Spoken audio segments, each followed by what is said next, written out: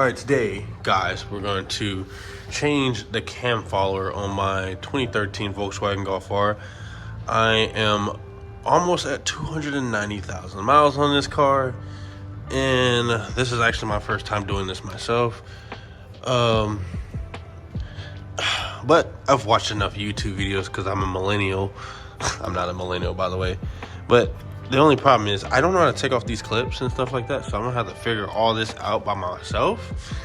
So first things first, let me get this airbox out of the way. Get this vacuum line out of the way. There's another vacuum line that's right here, so I can get that out of the way. Then I'm gonna hop to this bleeder valve right here, or pressure valve, I mean pressure relief valve. And obviously release the pressure. Take all this off, and there's 3 bolts, and it should come off. That's the theoretical thing. Also, I do need to get down here at this thread right here and take that off. But the first things first I have not done was dislocate the battery, because you don't want the fuel pump to operate while you're trying to take this off. So let me go ahead and dislocate the battery and, you know, sort all this off. All right, guys, first things first, you're gonna take a box wrench or a socket, whatever. It's a 10 mil for the Volkswagen.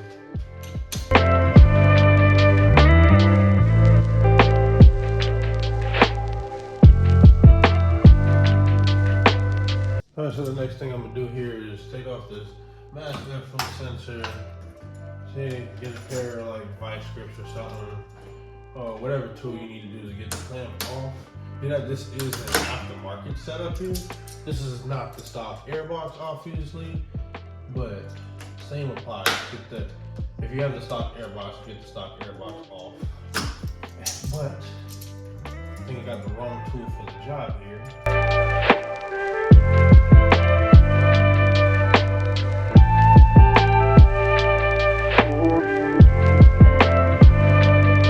You get a flathead screwdriver inside of here. Obviously, this is an aftermarket setup, so I think the stock setup has the same exact way. I'm not sure.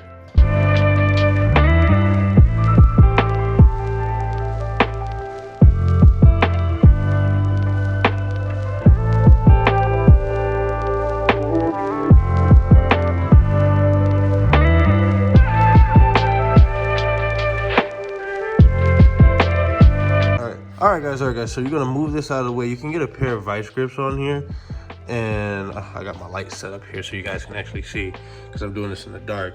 Do it slowly, especially if you're tuned. Best thing to do is use a box wrench, but I do not have one. So you do it slowly because it still has pressure behind that line. I pulled it in, oh my bad, let it focus. I pulled it in a little bit and it hissed at me a little bit.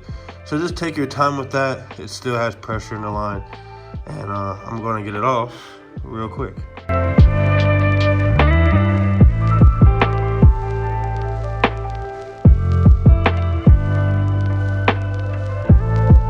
Alright guys, so as you guys see, I got the fuel line off of the high pressure fuel pump. Now the next thing is you're gonna get 1, 2, 3, number 3 bolt up out of there, and you should be good to go. Now this one here, hopefully I got an Allen key. So I'm gonna try to look for some Allen keys, because I have a whole bunch that can fit in here, so I don't have to take this off, because I don't have the proper tool to take this off. I'm already frustrated with trying to use vice grips, needle nose vice grips and regular vice grips, when I should have had a box wrench, but I don't have a box wrench the size that I need, so I have to improvise. So let me see if I have the right tools here to take this off. Hopefully so, because I want to do this tonight. I hate doing car work during the day, but it's better for filming, because I got a crappy light and a crappy camera setup, so whatever, let's just get it done. All right guys, I am super smart. I think it was a 13, either 13 or a 12, and take this damn bleeder thing off. I totally forgot about that. I totally forgot that could come off. I literally watched the shop that did this car the first time take this off, And the reason why I remember this now, and I'll bring you guys to the light, because they said that this bleeder valve, there was something wrong with it. Now, I'm gonna install it back in the car because they said it still worked. But if there's something wrong with it, obviously I'm gonna have to take this off, which is not hard at all. But they said there was something wrong with this bleeder valve. I forgot that it could come off. That makes the job so much more easier to get the tool in there and take what you need off. Such an idiot. All right, bear with me with my shaky hands because I had to take the phone camera off of the gimbal because because the phone is about to die. But I couldn't miss this part for you guys. So, there's a gasket on here. You gotta take it out slowly. Oh, since I didn't unhook this last unhose down there, because obviously I can't get to that, it just gives me enough room to pull the high pressure fuel pump out. Like, it's flexible. So I'm able to pull it out just like so, and exposes me to the cam follower in here. And you see this gasket here? We're gonna have to replace that in a second.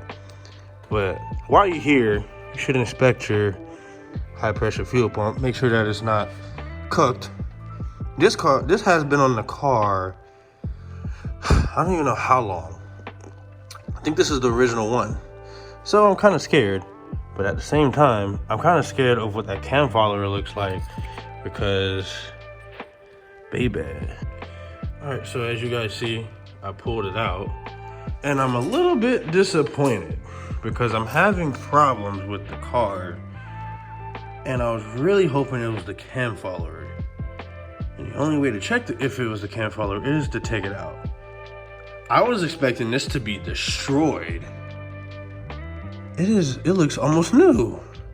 And I put this in a long time ago, guys. When I mean a long time ago, I'm talking about 30,000 miles ago, probably. I put it in when I bought the car. What, 200 something thousand? And I'm almost at 290. And they recommend to change these every like 60,000 miles. And look at that. And I drive hard. I'm not gonna sugarcoat this.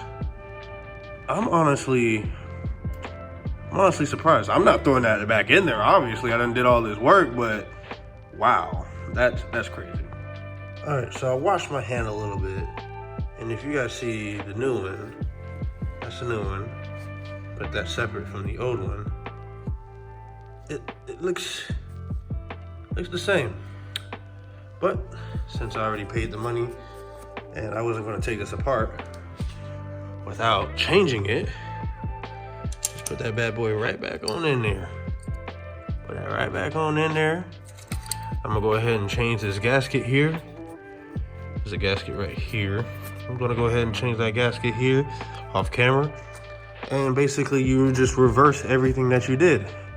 So I'm not gonna bore you guys to death. I'm just gonna head and probably time lapse it or just skip to it.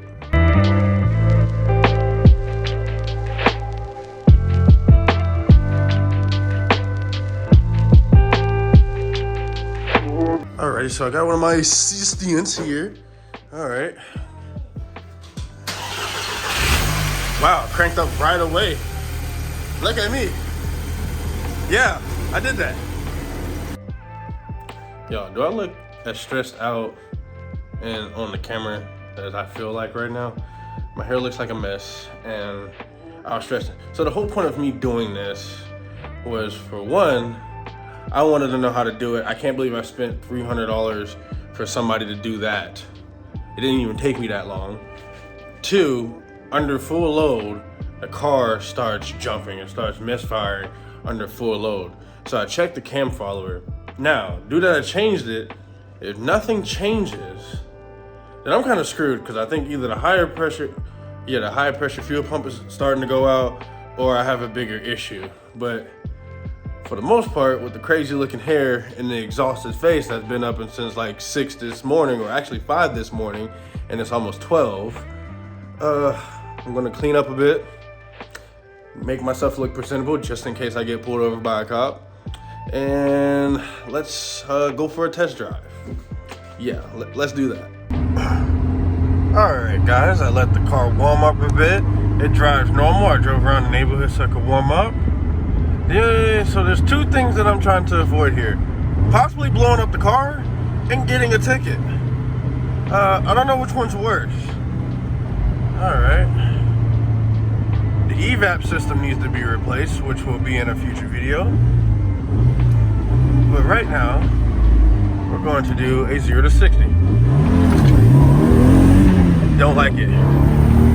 It doesn't like it. It does not like it. The same problem still is occurring. So, I don't know if you guys can hear it, but it's pulling power. I don't know why it's pulling power, but it's still pulling power. But, if you guys wanted to know how to change a cam follower, that's how. But, I think it pulling power is either, I don't know, I must have did something wrong. Coil packs are either going out, which is be surprising because these coil packs are from APR, or the engine's about to go, or the transmission, I mean not the transmission, but the turbo's about to go. I don't know. I don't know which one's going. I can't get a check engine light to come on for the dear love of God of me. Oh, it just, yeah. I don't know if you guys just heard that. Oh my God. It doesn't like it. It does not like it. I'd rather not blow the engine right now, so we're going to stop this here. Well, alright guys, I hope you guys enjoyed this video here. Changing the cam follower was absolutely useless. So, but at least you know how to change the cam follower with me. Doing it first try by myself, no issues. I'm actually surprised because I'm stupid. But on a serious note, it was my very first time doing it. And the more and more I work on these cars, especially the Volkswagen, the more and more I see that it's very simple.